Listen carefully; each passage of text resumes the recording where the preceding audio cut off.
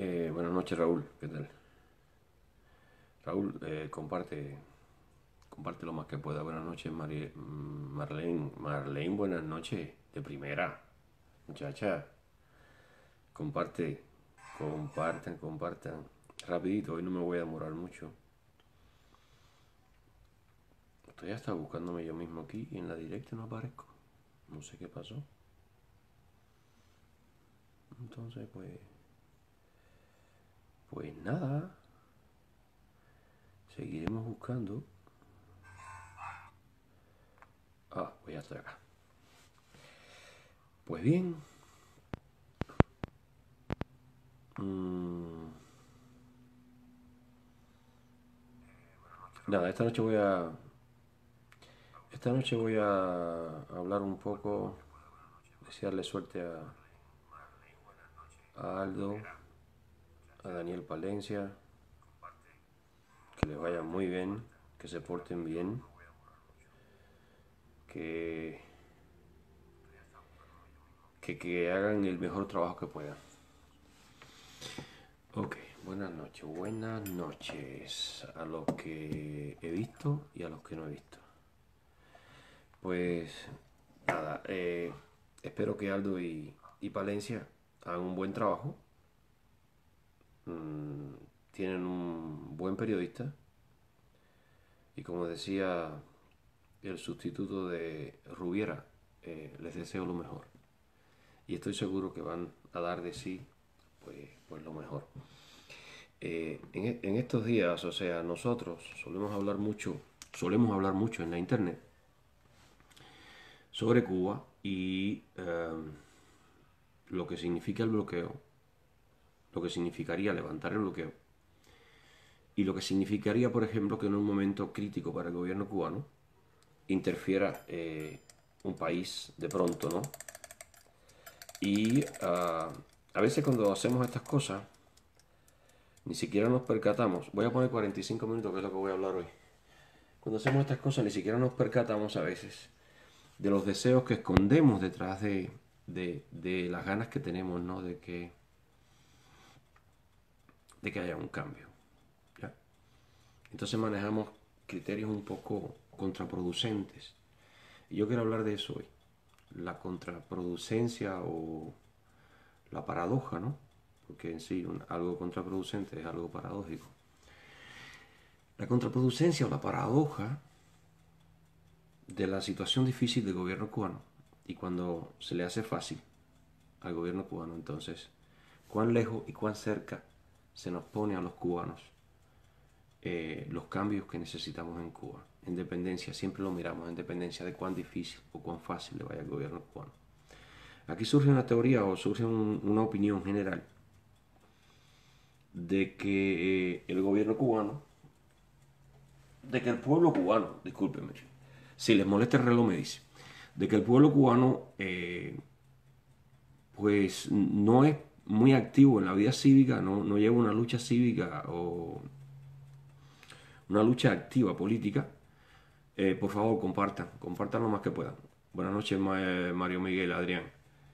Eh, Debido a que está ocupado constantemente, ¿no? En cuestiones como son el techo, la ropa, la comida, y es cierto, ¿no? Ya hasta el mismo Marx determinaba de que el hombre antes de pensar en política o filosofía, primero debe procurarse un techo y comida y bienestar para sí, para su familia, ¿no? Antes de ponerse a pensar. Entonces, pues, eh, esta técnica que usa el gobierno cubano de mantener al pueblo siempre en búsqueda de algo, de comer algo, de resolver un problema de la casa, de resolver un problema determinado, se ha convertido en un mecanismo de vida, un mecanismo de control sobre las masas en Cuba.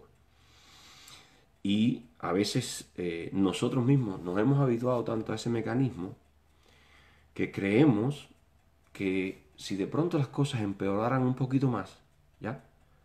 Entonces el pueblo va a reaccionar, como si existiera un punto, una raya roja, como si existiera una línea a partir de la cual, pues entonces va a suceder algo extraordinario, ¿no? Entonces, miren, han habido varios bloqueos, ¿no? En la historia de la humanidad han habido varios bloqueos. Y yo me refiero al bloqueo literalmente, a cuando se le impide a las personas ciertas cosas, ¿no? Eh, el bloqueo a la ciudad de Leningrado en la guerra unió más a los leningradenses y realmente resistieron y se fueron muriendo uno por uno sentados en las calles, eh, sentados en sus casas, dormidos, acostados en la cama, se iban muriendo de hambre, de inanición y no se rindieron nunca. Un bloqueo es una acción de guerra, ¿ya? Entonces, yo entiendo que esto funciona, el embargo, ¿no? El famoso embargo, funciona en un porciento bastante pequeño, ¿no? Lo que sí funciona es como arma política. Por lo tanto, no me preocupa tanto. Yo sé que realmente el pueblo no va a llegar a la inanición. Y entonces, alrededor de este elemento que es el bloqueo, pues nos mantenemos constantemente haciendo política, ellos y nosotros. Entonces, nosotros nos hemos metido en una trampa muy simple, ¿no? Nos estamos engañando a nosotros mismos y nos contradecimos muy fácil.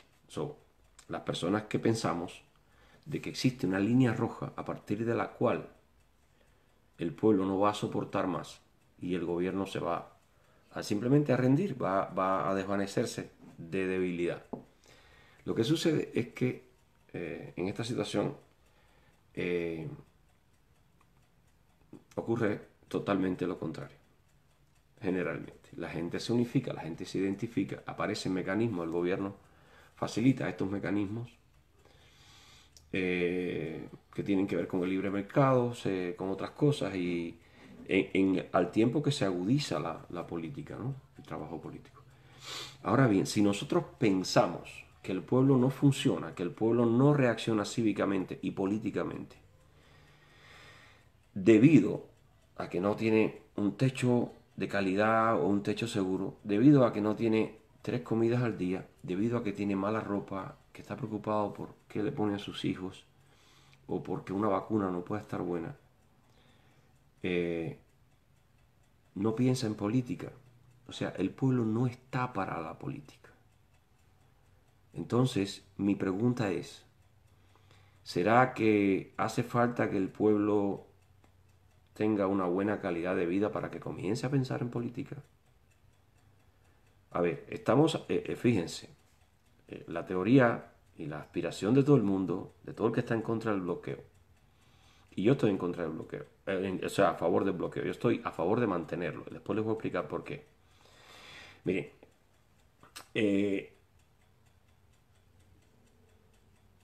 la idea es simple, la idea es simple. Usted coge una persona, esa persona comienza a fallarle todos los mecanismos porque no tiene recursos, porque no tiene financiamiento, porque tiene una economía pésima y mantiene al pueblo en cierta situación, y ese pueblo entonces no puede pensar en política, no puede pensar, no puede filosofar, no puede determinar cuál es la situación. Y entonces ahí es donde estamos perdiendo nosotros. Nos quejamos, ¿no? Es que el pueblo no piensa, porque el pueblo tiene que estar ocupado acá, allá. Bueno, pues entonces lo bueno sería que ese pueblo tuviera una buena situación, que tuviera bastante comida, de que hubiera transporte, de que hubiera recursos para que reparen sus casas, para que vivan bien. Y entonces cuando vivan bien, van a pensar en política. Así ha sido durante 60 años. Durante 60 años la gente que hacía negocios, que mejor vivían, que más recursos tenían, eran los que se iban. Eran los que se iban. La gente con menos educación, más bruta, con más situación económica, pues esa gente no se iba. Es más, yo les digo, mucha de esta gente que no tenía recursos, que no tenía dinero, que no tenía forma, se iban como parte de un grupo más grande donde ellos entraban como obreros en la fabricación de la lancha, porque era un buen soldador o era un buen mecánico, ¿ya? Pero no, realmente no era una persona que tenía dinero, ni mucho menos. Pero casi siempre estas cosas las organizaban personas que tenían bienestar relativamente, ¿no? Dentro de la sociedad cubana. Y a mí me viene a la mente ahora, por la experiencia de 60 años, de que realmente para que haya un cambio en Cuba, tendría que haber un mayor bienestar material, tendría que haber una mayor estabilidad social, cívica de la población, sobre todo ahora con condiciones de internet. Y a mí se me antoja que esa es una buena idea. A mí me parece que sería muy bueno, muy bueno. Bueno, por mi familia yo estaría contentísimo, ¿no? Y por los demás cubanos también. Pero lo primero que se me ocurre es la gente que conozco en San Cristóbal, que estuviesen bien, que no hubiese escasez de agua en el pueblo, que hubiera buen transporte, que se repararan las calles en el Berrinche, que se pintaran los edificios. Pues sería muy bueno, ¿no? Y entonces, cuando tengamos todo eso, y la gente esté cómoda y la gente no escasee, yo me imagino que la gente comience a pensar en política, comience a razonar y comience a exigir sus derechos. Me imagino yo. Haciendo un análisis contrapuesto a lo que todo el mundo defiende, ¿no? Bueno, ahora cuando ya no tienen salida, cuando no pueden más porque de pronto llegan los rusos y los ayudan. ¿Qué cosa más grande? ¿Qué hijos de mala madre son los rusos? Espérate. Entonces tú querías que el pueblo siguiera así apretado, jodido, ¿verdad?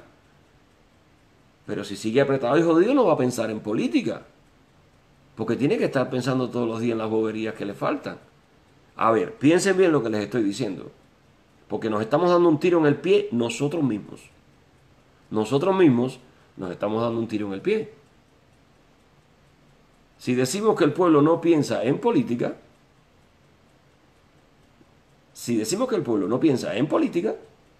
porque tiene necesidades materiales en las que se pasa el día tratando de satisfacer esas necesidades, que dicho sea de paso, tiene que hacerlo diario y no puede pensar en otra cosa. A mí se me ocurre que si de pronto se les facilita la vida, se les garantizan estas necesidades de alguna manera, pues van a comenzar a pensar en política. O yo tengo la razón y ustedes también, ¿no? Porque lo que yo dije ahora, lo que acabo de decir, de que sería una buena idea, o sería muy posible, sería muy deseable, que hubiese mucho bienestar en Cuba para acabar de tumbar ese gobierno. ¿O no? No sé, porque nos estamos metiendo en un problema. Nos estamos metiendo en un problema muy serio, ¿ya? La pobreza, la escasez, nos aleja del pensamiento político, nos mantiene alejados de la posibilidad de razonar, de llevar una vida activa cívica, ¿ya? Y el bienestar, entonces lo opuesto nos va a poner a pensar. Entonces, pues, ahí se me estaba ocurriendo que no voy a ofrecer ninguna idea al respecto, nada más digo que a mí me parece que si el pueblo tuviera un buen un estado de bienestar, estuviera mucho mejor, estuviera muchísimo mejor que lo que está ahora, pues entonces comenzaríamos a ganarle la lucha política al gobierno mucho más rápido. Ahora bien, les voy a explicar por qué yo no apoyo el levantamiento del bloqueo. Les voy a explicar por qué. Porque aunque mañana estemos apoyando el levantamiento del bloqueo, es que ni siquiera me quiero meter en ese dilema. O sea, yo no quiero incorporarme a ese tema en las redes. Es un tema, lo voy a tratar ahora y no lo voy a tratar en las redes, con otros influencers, ni mucho menos. Yo no quiero meterme en el tema del bloqueo, porque el tema del bloqueo en realidad es una cortina de humo. El bloqueo como tal no existe, el norteamericano, ¿ya? Existe una ley del embargo que a discreción del presidente funciona más o menos. Y en estos años ha funcionado menos que más. Entonces, No creo que la comunidad cubana en ningún momento haya influido, la comunidad cubana acá en el exilio o en Estados Unidos, haya influido en la flexibilidad que han tenido los diferentes presidentes de Estados Unidos con Cuba. Yo creo que aquí han influido otras cosas, ¿no? Otros aspectos políticos de más arriba, de intereses de Estado. Y nosotros más bien hemos sido parte de las campañas, de las campañas estas congresionales y presidenciales. Pero en sí, no creo que hayamos influido nunca en cuanto a la discrecionalidad del presidente si refuerza o no la ley de bloqueo, del embargo. Entonces, el embargo le facilita a Cuba aparecerse en los bancos suizos con enormes cantidades de cash, porque es un país que no tiene un número SIM bancario, y entonces le facilita a Cuba. Yo no estoy diciendo que esto ocurre. Bueno, sí, Cuba sí va con enormes cantidades de cash. Cuba, cada vez que tiene cash en dólares, pues tiene que llevarlo a los bancos suizos, cambiarlos. Cada cierto tiempo a estos bancos les meten multas millonarias de 6, 30 millones, qué sé yo, una barbaridad, y lo siguen cambiando, a pesar de que Estados Unidos los multa, le siguen cambiando el dinero cash a Cuba. Y siendo que Cuba es una isla, siendo que sabemos que Cuba estuvo involucrada en el narcotráfico, como dice Otaola, alegadamente,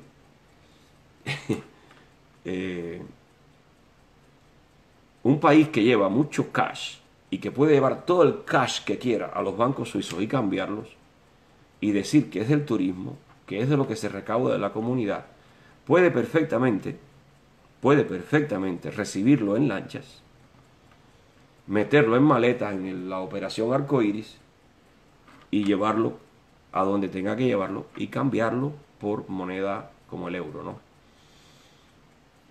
O sea, esto se llama lavar dinero, caballero. Lavar dinero. Si a mí mañana el gobierno norteamericano me autoriza, a Gustavo Vigo, me autoriza a depositar todo el cash que yo tenga o que yo tenga en el banco y que no me van a preguntar nada, yo les aseguro a ustedes que la cantidad de millones que llevo al banco no las para un tren, y no va a ser mío, va a ser de los demás, que me lo van a dar para que yo lo lave y lo lleve, ¿entiendes? Para que yo lo lleve al banco, lo legalice. ¿Entienden cómo sucede esto? Sí. O sea, un país que puede llevar el dinero que sea, la cantidad que sea en un avión a Suiza, depositarlo en un banco, ¿ya? Y recibir un cheque en euros o en yuanes o en libras inglesas, no, pues tiene la posibilidad, yo no digo que lo haga, tiene la posibilidad de lavar todo el dinero del narcotráfico de América del Sur, de América Central y de Estados Unidos. ¿Qué es lo que necesitan Estados Unidos? Muchas discotecas, muchos conciertos, muchas cosas estas. Muchas cafeterías, muchos restaurantes. O sea, hacen falta muchas de estas cosas. Y entonces, porque hay otros movimientos que hay que hacer, ¿no? Ahí es donde estos envíos de $1000 cada 3 meses hacen daño, hacen mucho daño. Ahí es donde esta campaña de Otaola también hace daño.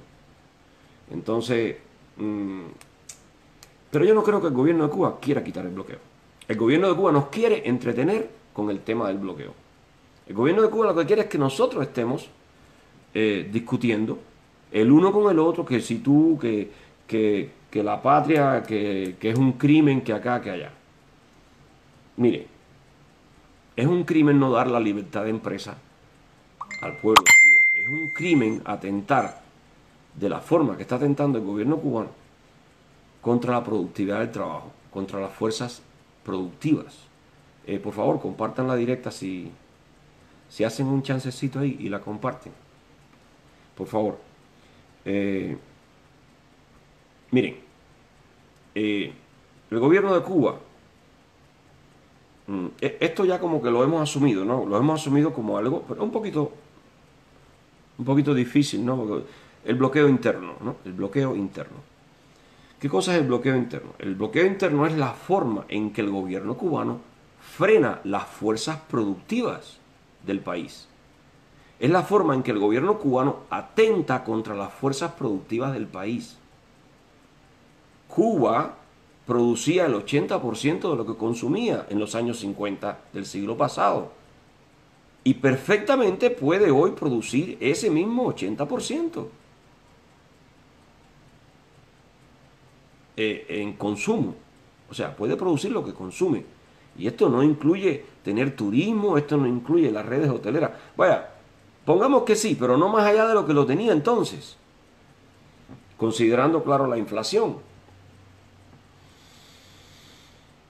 Pues bien, ¿qué cosa es el bloqueo interno? El bloqueo interno es el frenaje de las fuerzas productivas del país, que se hace a través de políticas económicas dirigidas a eso. O sea, cuando usted tiene una política económica dirigida a frenar la economía, pues así la tienen los cubanos, el gobierno de Cuba.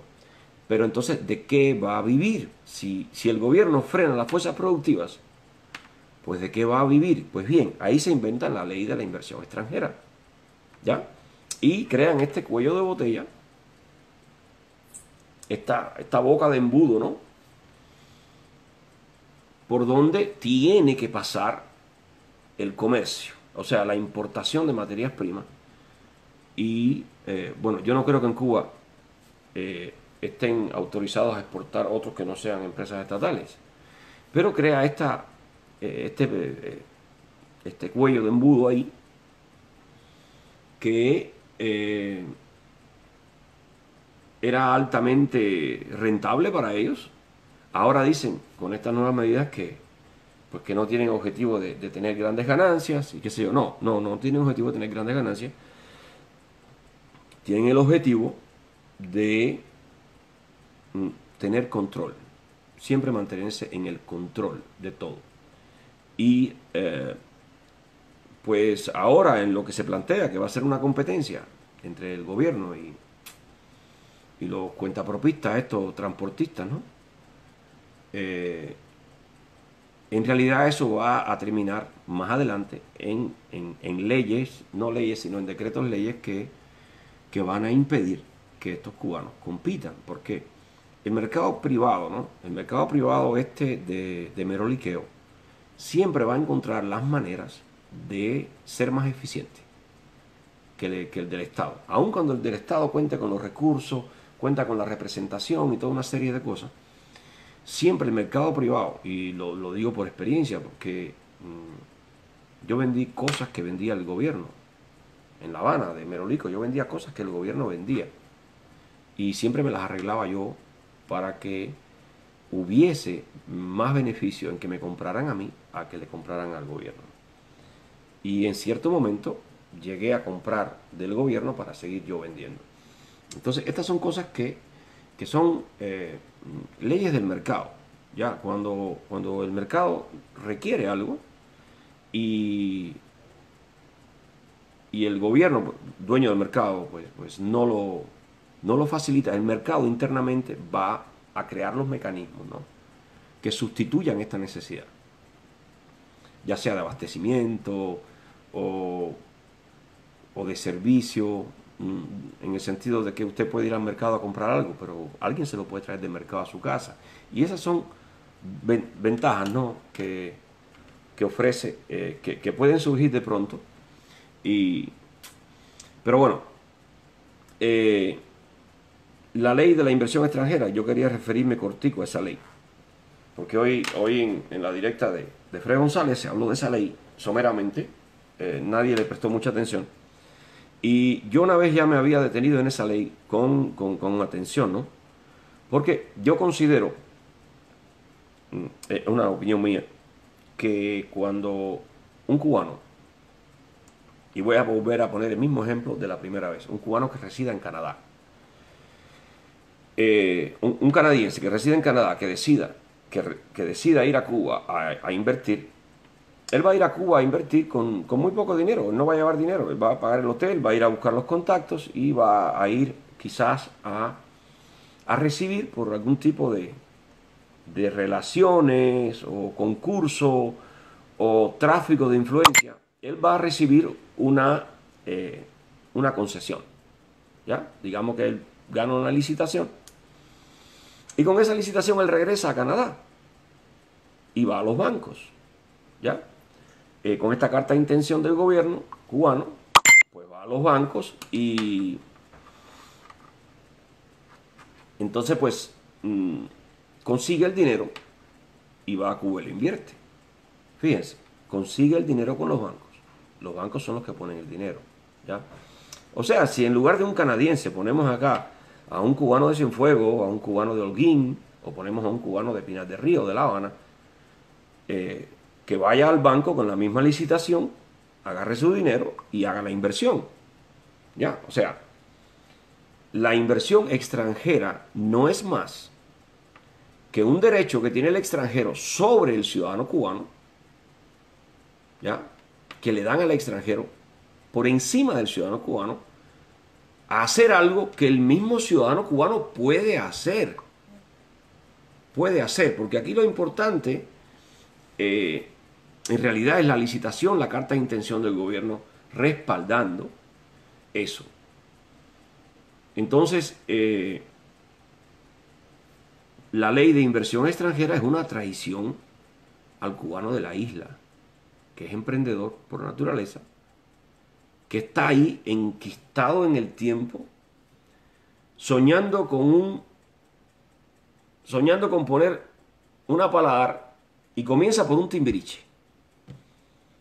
Y sueña con una paladar y comienza con un timbiriche que muchas veces lo vi de madera, tabla de palma y guano-cana.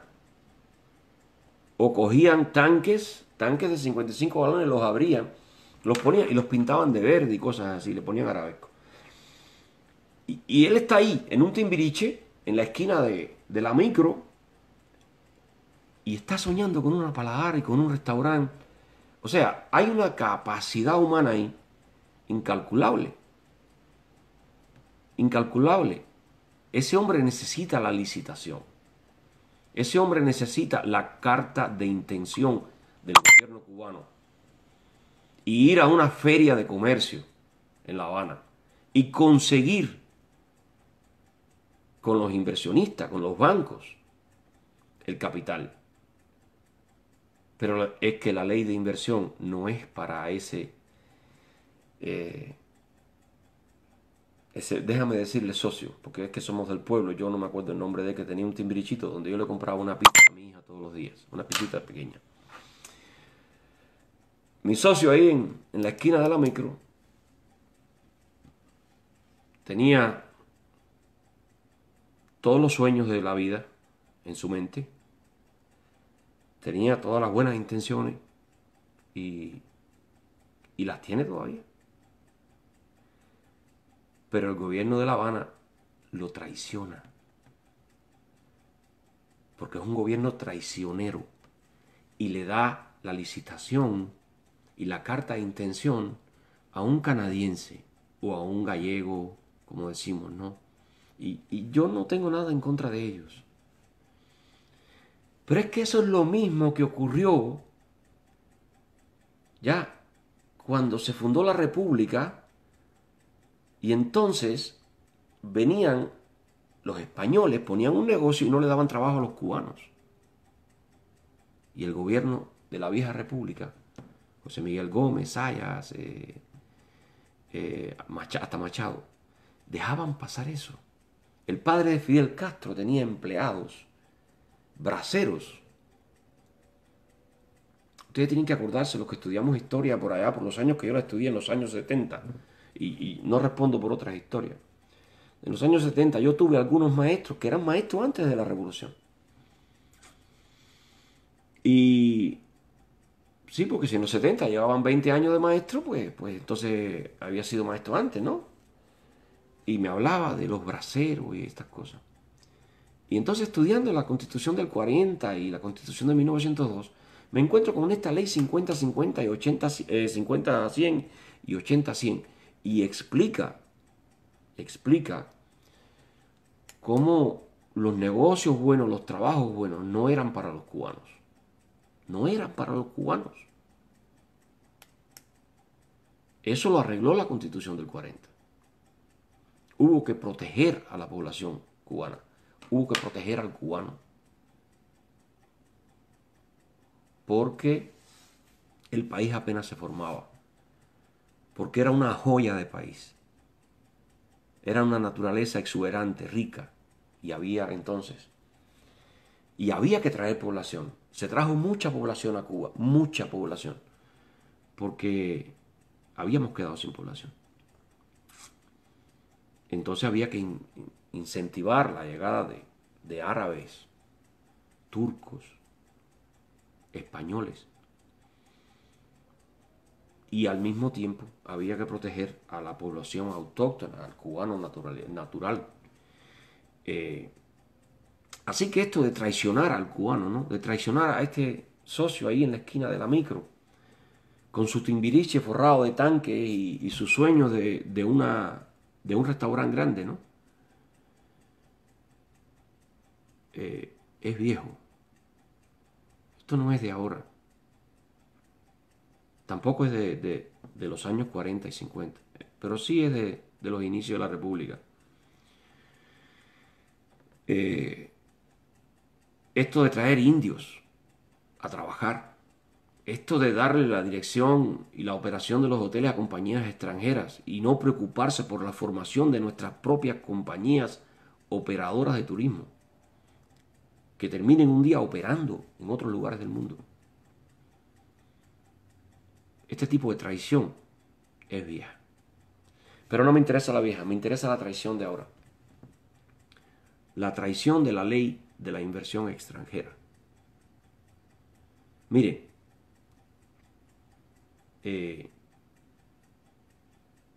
los inversionistas son los bancos. Los bancos son los inversionistas.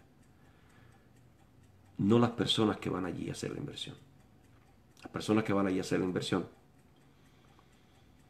ganan la licitación, se llevan su carta de intención y andan por el mundo buscando un banco que les dé ese dinero a cambio de esas garantías legales, ¿no?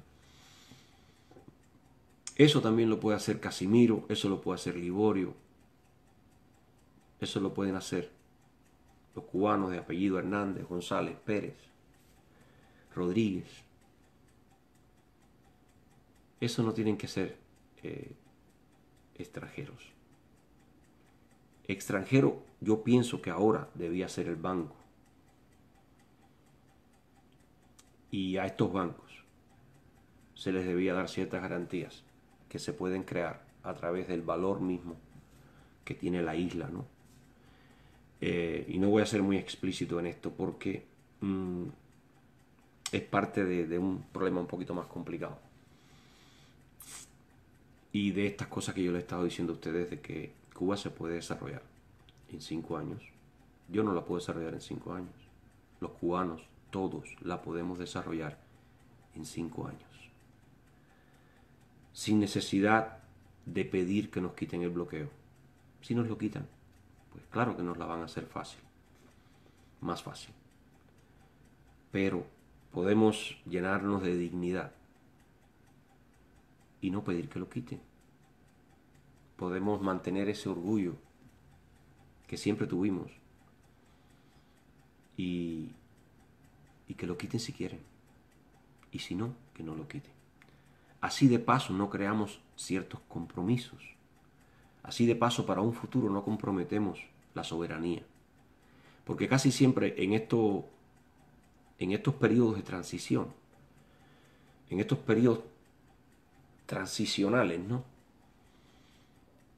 Los gobiernos y los pueblos, y no voy a culpar a los gobiernos, porque las situaciones se las ponen difíciles. En estos periodos transicionales tienden los pueblos a comprometer de alguna manera el futuro ese por el que están luchando fuerte. Es un periodo muy difícil, Y una de las cosas que se puede comprometer muy fácil es la soberanía nacional. Y hay que tener mucho cuidado con eso. Entonces, especialmente Cuba es un país donde lo que yo les digo, el desarrollo rápido, vertiginoso, se puede hacer muy rápido. Se puede hacer muy rápido. Tenemos un país rico. No que las tierras están salinizándose. Todas las tierras del mundo se están salinizando. Todas. Eso se resuelve con la Academia de Ciencias. La cubana, la española, la de Estados Unidos. Eso se resuelve. Si una cosa tienen los científicos de este mundo, es que para ellos cualquier pedazo de tierra es de ellos. Porque esa es la mentalidad científica. ¿Ya? La mentalidad científica puede ocuparse de un problema en los Andes, en una universidad de Boston, en Boston.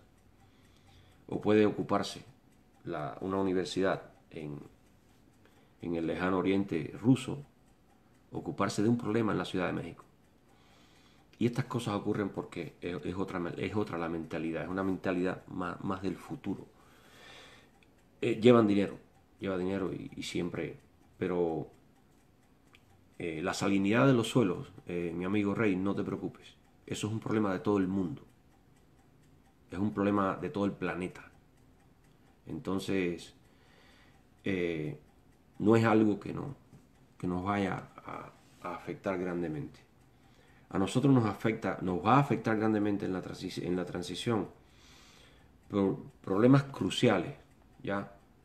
De como cuál va a ser el papel del Estado, cuáles van a ser las funciones del Estado en una sociedad, en la sociedad que queremos construir. No le quiero poner ni un apellido ni el otro. Tenemos que hacer lo que sea correcto y tenemos que hacer lo que nos convenga a nosotros. No nos conviene comprometernos económicamente en el sentido de iniciar una transición pagando deudas dudosas, ¿no? Deudas cuestionables desde el punto de vista ético.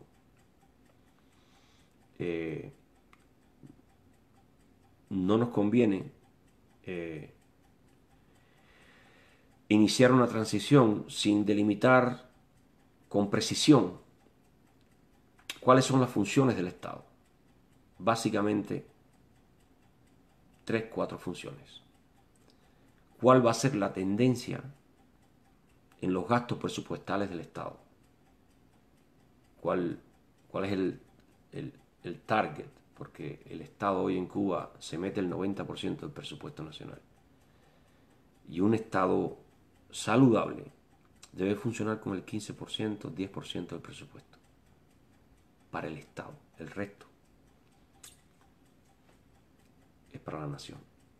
Entonces, Cuba hoy se está gastando el 90% y los países capitalistas muy eficientes se están metiendo un 30, un 40, hasta un 50%.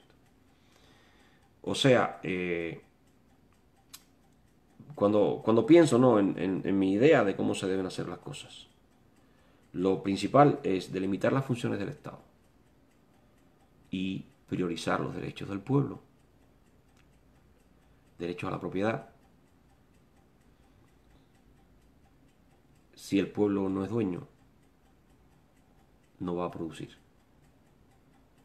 Porque en este mundo solo producen los dueños de los medios de producción, los dueños de los recursos.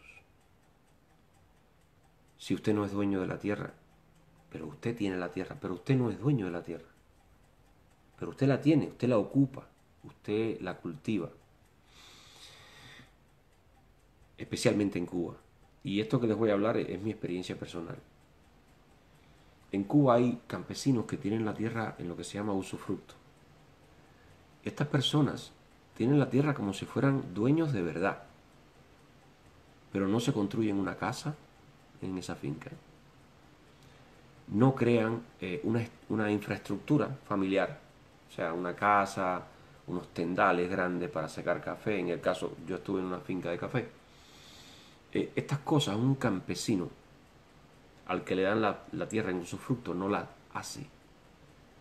No asienta su familia allí porque se la van a quitar cualquier día, porque no es dueño de nada, es usufructo. Entonces, la propiedad sobre la tierra es importante.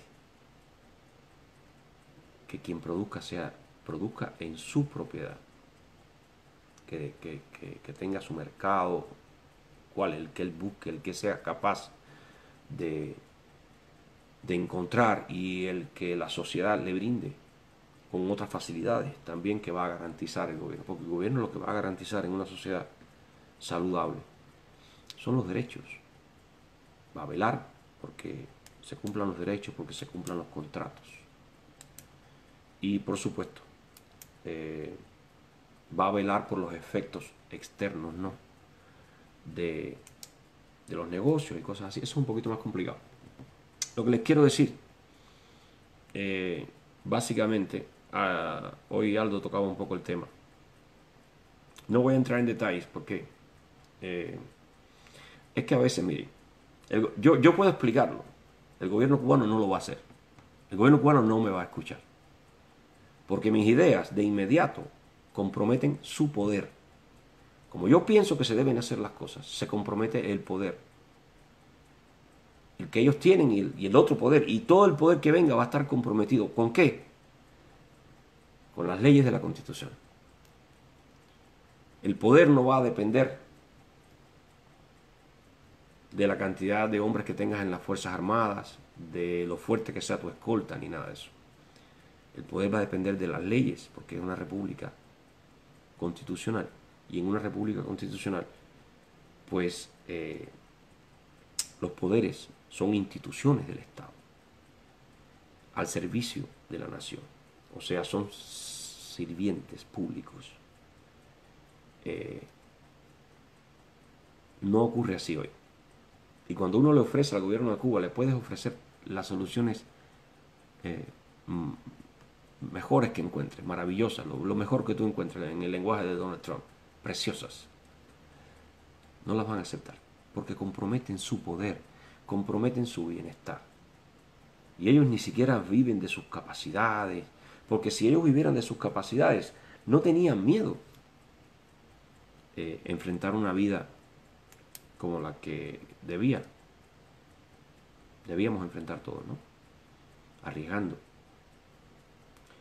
Pero ellos no viven de sus capacidades, ellos viven del poder que ejercen y de las posibilidades y las bondades que ofrece el poder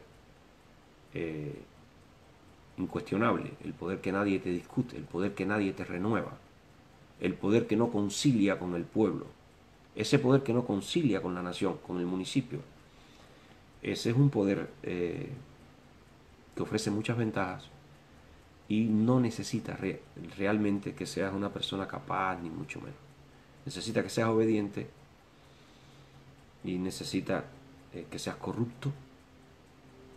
Entonces, pues, no se me antoja enseñarles o decirles en detalle las cosas al gobierno de Cuba, aunque sé que ellos de poco les va a servir porque no van a comprometer su situación de poder. Pues hablando de la Constitución del 40, voy a hacer un... Déjame ver cuánto me queda en el reloj. Discúlpenme. Pues me queda poco. Mire, hoy yo tuve una larga conversación con un amigo sobre la Constitución del 40. Yo soy un poco, a veces soy un poco radical en esto, ¿no? En el sentido de que cuando yo tengo una visión de un fenómeno, yo trato de verlo desde el punto de vista histórico, desde el punto de vista legal, desde el punto de vista de la lucha política, ¿no? Desde el punto de vista generacional. O sea, un mismo fenómeno usted lo puede mirar de muchas maneras, ¿ya? Entonces, cuando uno mira el problema de la Constitución del 40 y por qué debe restituirse desde el punto de vista generacional, pues hay varias formas, ¿no? O sea, primero es la herencia de nuestros abuelos y ya eso es un asunto generacional, ¿ya? Segundo, sería bueno que las nuevas generaciones conocieran la Constitución del 40 o por lo menos conocieran la historia de lo que ocurrió con la Constitución del 40 antes de que estén emitiendo criterios exagerados como tiene 100 años, es obsoleta o estos son otros tiempos, una cantidad de argumentos que uno por respeto pues trata de rebatirlos educadamente, pero son argumentos tontos. Eh, Hay un problema generacional serio que enfrentamos los que defendemos la Constitución del 40 y precisamente somos una generación también ubicada entre, diría yo, entre el 65 y el 75. Esta generación somos más proclives a apoyar la Constitución del 40 precisamente porque tuvimos una educación muy diferente a esta última generación de los 90, ¿no? Entonces, hay una cuestión siempre de generacional, la ley de la negación, lo nuevo niega lo viejo, etcétera, etcétera. Pero el problema es que la situación de Cuba siempre también es un problema generacional. Cuando se cumplían 30 años de Fidel en el poder, tuvo una crisis profunda. Fue cuando el juicio de Ochoa, cuando se cae la Unión Soviética, toda esta etapa entre el 88 y el 91, fue una crisis profunda del sistema que casi fracasa, ¿no?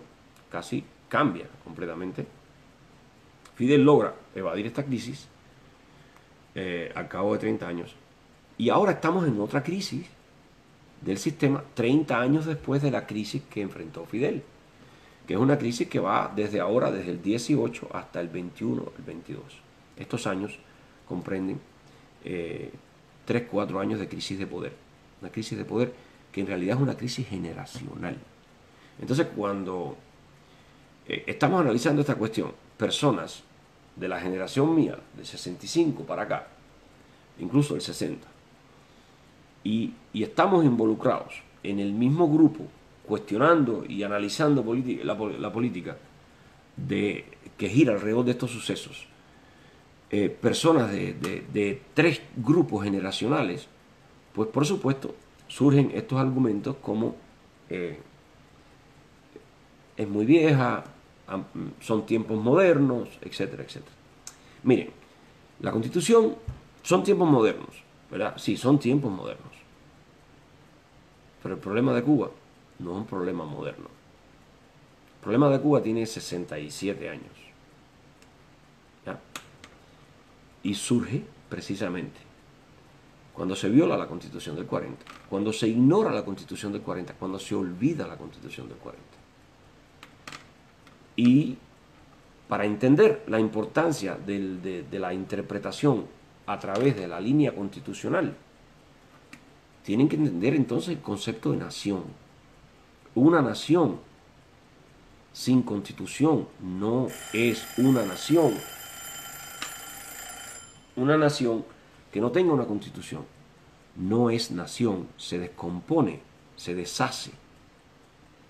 Porque ese documento se llama Constitución porque constituye, conforma, crea la nación.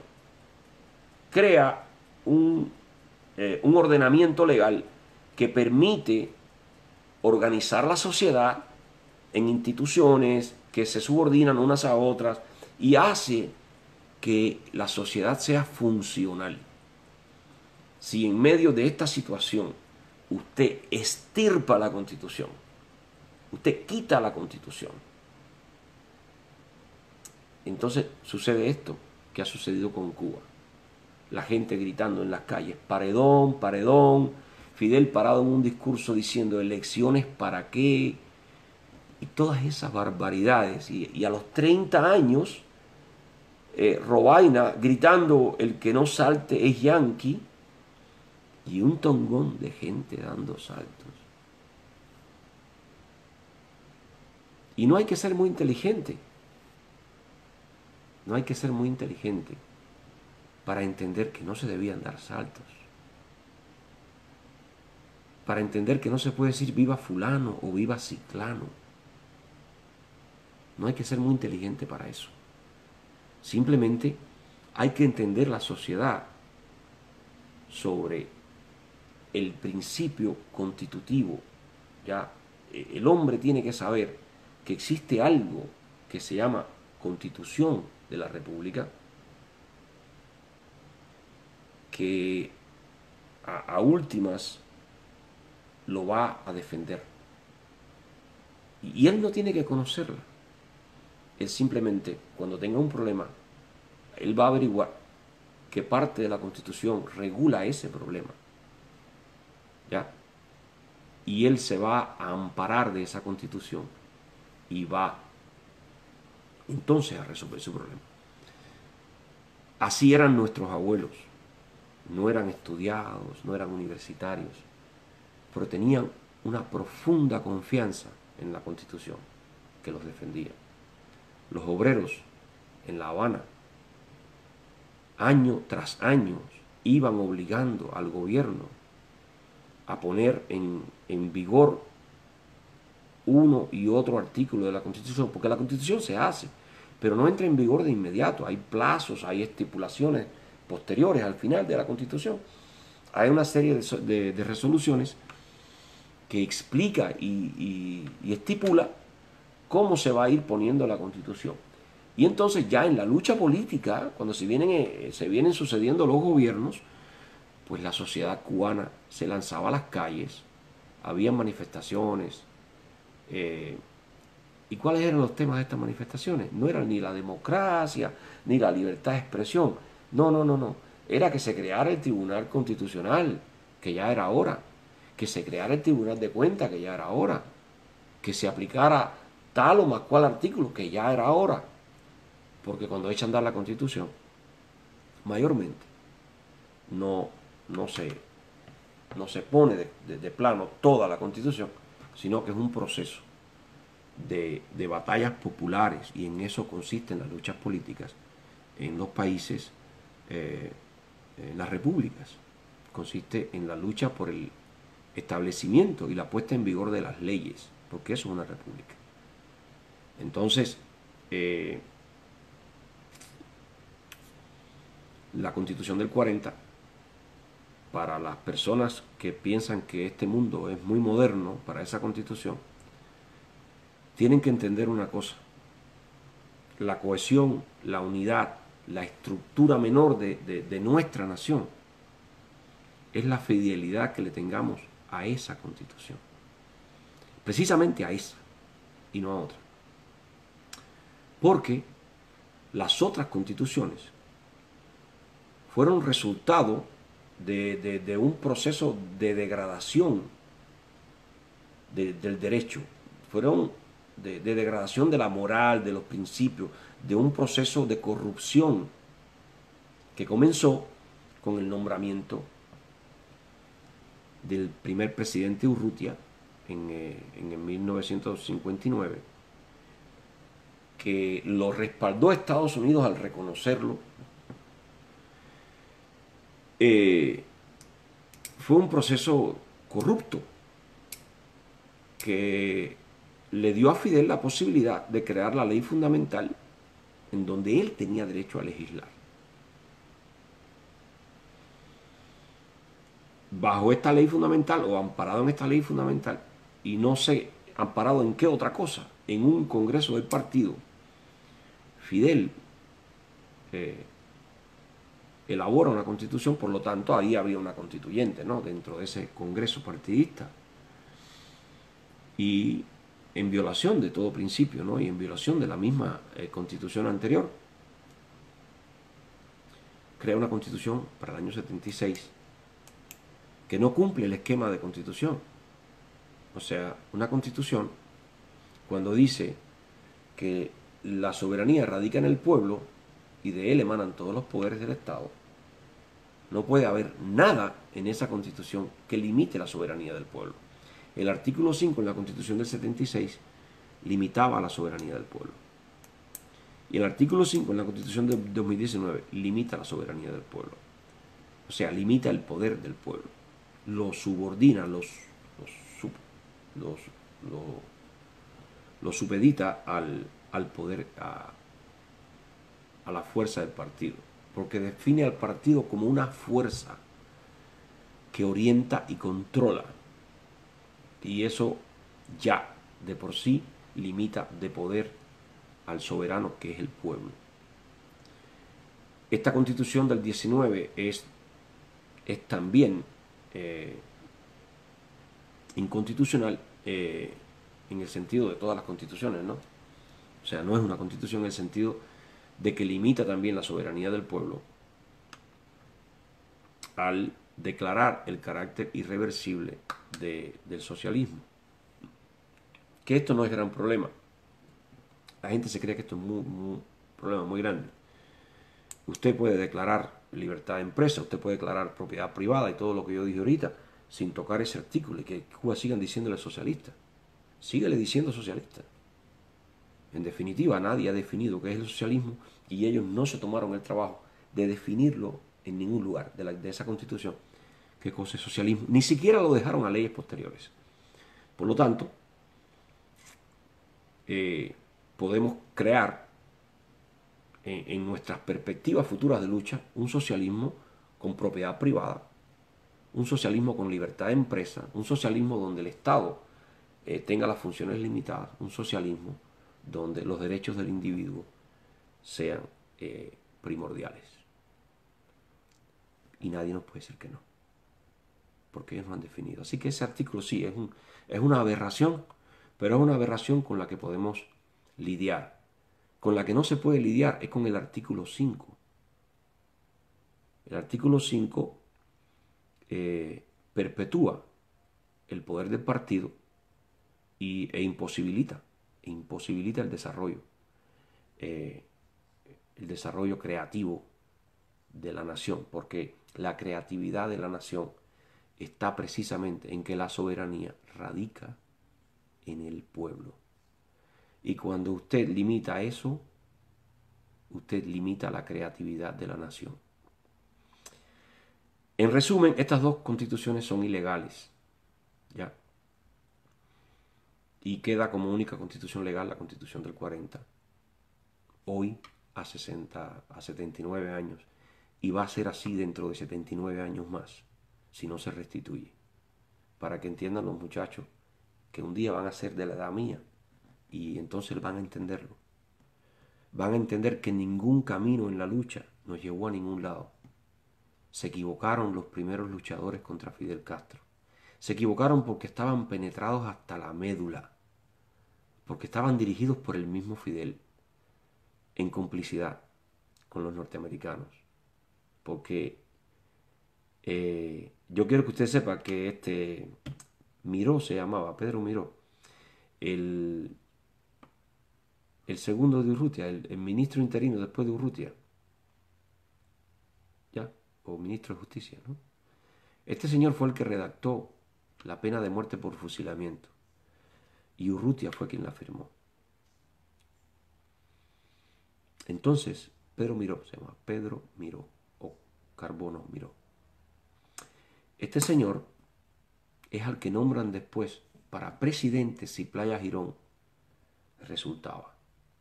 O sea, fíjense qué clase de traición, ¿no? Sin hablar ya de lo que fue Playa Girón, que fue otra traición enorme. En primer ministro, sí, gracias a hacer. Era Miró, Pedro Miró, que después fue embajador de España y de España fue que se fue. Pues este señor que fue quien redactó la pena de muerte, en un momento en que tenía rango y potestad y tenía autoridad jurídica para decirle que no a Fidel Castro,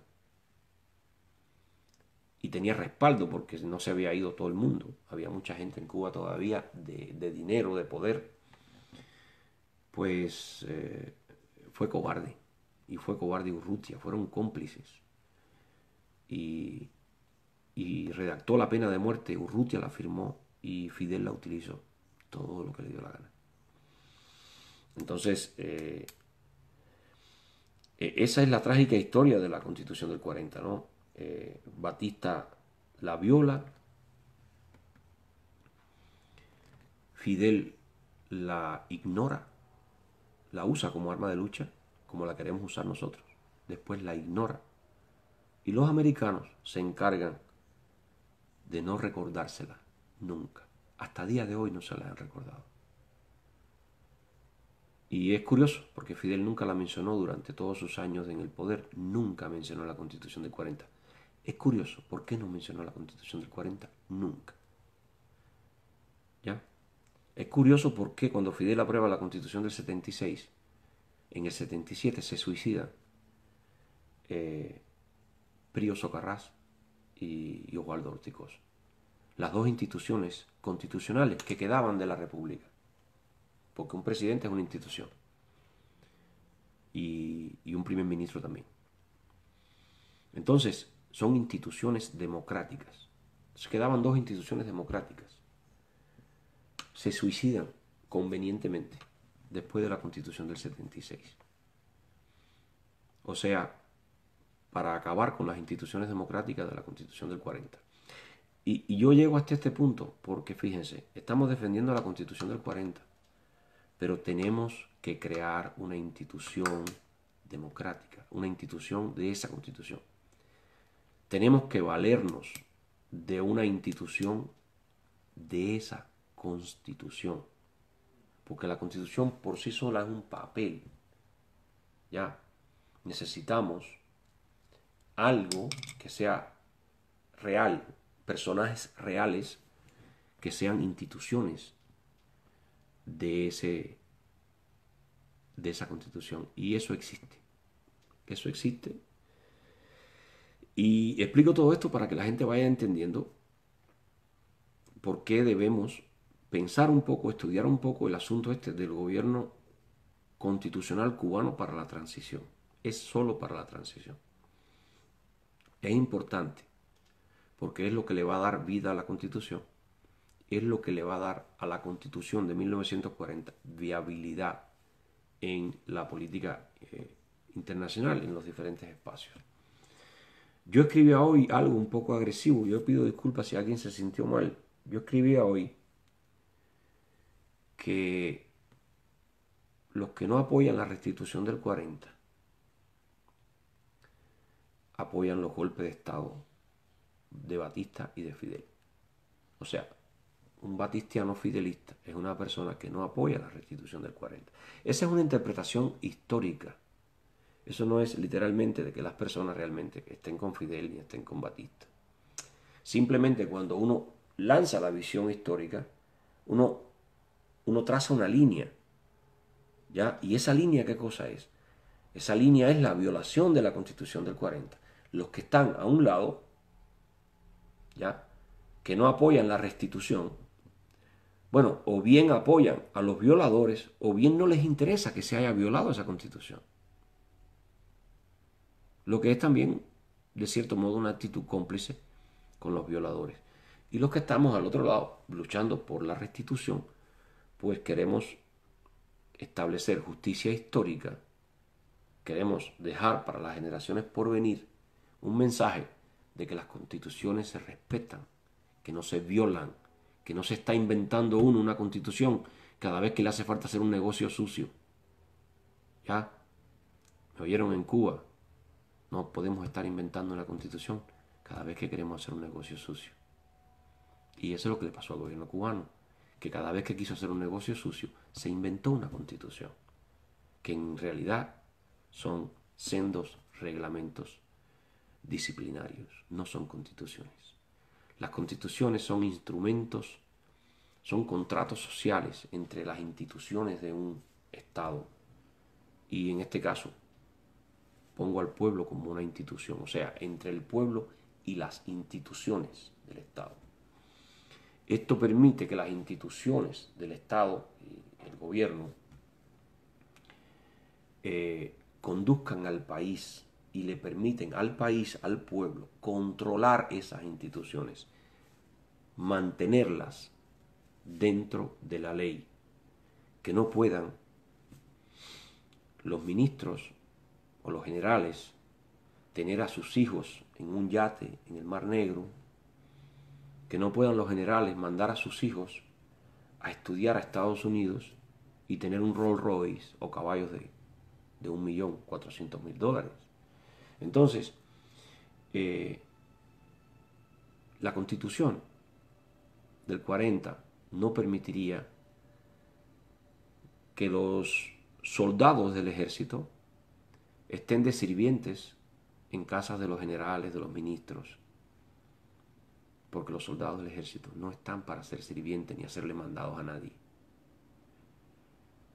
Entonces el pueblo no puede hacer nada con eso, porque no tiene una constitución que le permita regular eso. La constitución es para que el pueblo controle a las instituciones, para que las instituciones presten servicio al pueblo acorde a ese contrato. Es un contrato donde todas las partes tienen derechos de usar ese contrato para controlar a la otra parte. El gobierno para regular y controlar al pueblo. El pueblo para regular y controlar al gobierno. La del 76 no sirvió para eso. Y la del 2019, pues mucho menos. Nos queda la del 40. Pero bueno, ya entendieron esta línea histórica, ¿no? Donde de al lado allá están Fidel, Batista y los indiferentes. Que tal vez no son ni batistianos ni fidelistas, no me vayan a malentender. O sea, Fidel y Batista, están los indiferentes, están los muy modernos, ¿ya? Y más acá estamos los conservadores, los que sentimos apego a la ley y necesidad del apego a la ley y necesidad de la restitución del orden constitucional, y entendemos que es la columna vertebral del cuerpo de nuestra nación. Si no restituimos esa constitución, pudiéramos aprobar una tan buena como esa, pero todavía estaríamos cojeando de la injusticia, de la usurpación. Todavía seríamos una nación con un precedente. Tendríamos una buena constitución, pudiéramos hacerla, porque si hicimos una buena, podemos hacer otra, porque somos el mismo pueblo. Lo que sucede es que si hacemos otra, sin restituir aquella, podemos restituir aquella y hacer la otra, podemos hacer las dos cosas. Podemos restituirla y de inmediato reformarla o hacer otra. Son derechos que tiene el pueblo. Y son posibilidades que ofrece la misma Constitución. Lo que no podemos es no sanar esa herida, es dejar que Batista y Fidel se salgan con la suya, allá en el infierno donde estén, juntitos, porque ellos no eran enemigos nada, allá juntitos donde estén en el infierno, alguien llegue y les diga, ¿sabes qué? Estos hijos de puta que tú quisiste matar toda tu vida, estos hijos de puta que ustedes aplastaron toda la vida, que ustedes se complotaron con los globalistas para acabar esa nación, se reunieron y volvieron a crear la nación y volvieron a salir adelante. Y nosotros lo vamos a hacer. Nosotros lo vamos a hacer a pesar de que hayan ratas irlandesas o argentinas o que hayan ratas de Lehigh. Lo vamos a hacer. Lo vamos a hacer. Yo no voy a hablar más por hoy. Bueno, pues si alguien tiene alguna pregunta, algún comentario, lo leo. Déjame correr un poco los mensajes para saludar a las personas. No los saludé, disculpen. Es que... Wow, oye, como ustedes escribieron. Yo espero que hayan compartido bastante, aunque sea ahora, al final compartan. Raúl dijo en una oportunidad que al pueblo hay que darle arroz y frijoles y está contento. Sí, claro. El maíz de la gallina de Stalin. Ya. Dice Mario Miguel Burón, ahora igual quienes tienen un poquito de recursos abren los ojos y se van. Sí, siempre ha sido así, así fue que empecé. Es que hace rato que hice esto, ¿no? Bueno, miren señores, Eh, Gracias a todos. Yo ahora me meto, contesto los mensajes, le doy mis likes a los que me gusten y mis gracias a los que no conozca, que sean nuevos también. Eh, Espero les haya gustado. No quiero extenderme, ya el reloj sonó hace rato, creo que es hora de cerrar. Que tengan muy buenas noches y no dejen de venir o de ir, porque no es mía, a la directa del sábado de La Espina con Sombra, donde va a haber un encuentro entre dos cubanos, uno más y uno menos, no sé ni cuál es menos ni cuál es más, dos cubanos. Pues vayan, vayan, yo voy a estar ahí, voy a estar en el público muy atento, muy atento. Aldo, no te dejes provocar, mi consejo, no te dejes provocar. A ti no tienes que contestarle ni una sola pregunta a Daniel Palencia, a ti te las va a hacer Yacer. Yacer es quien hace las preguntas, ¿verdad? Pues no le contestes ni una sola a Daniel Palencia, olvídate de lo que él diga, tú nada más concéntrate en contestar las preguntas que te hagan, es mi consejo. Yo sé que tú eh, tienes madera y, y te acompaña la razón. Y este loquito de San Miguel del Padrón, el bandolero este de tu tierra, porque es un bandolero, pues es muy habilidoso y va a tratar de sacarte de paso. So, contesta a quien te pregunta y no a quien te provoca. Entonces, pues nada, los quiero ver el sábado a todos. Tal vez, si les interesa o algo así, algún tema en específico, me lo dejan saber. Y yo con gusto me preparo un poquito, si no sé, y conversamos. Un abrazo y que pasen buena noche.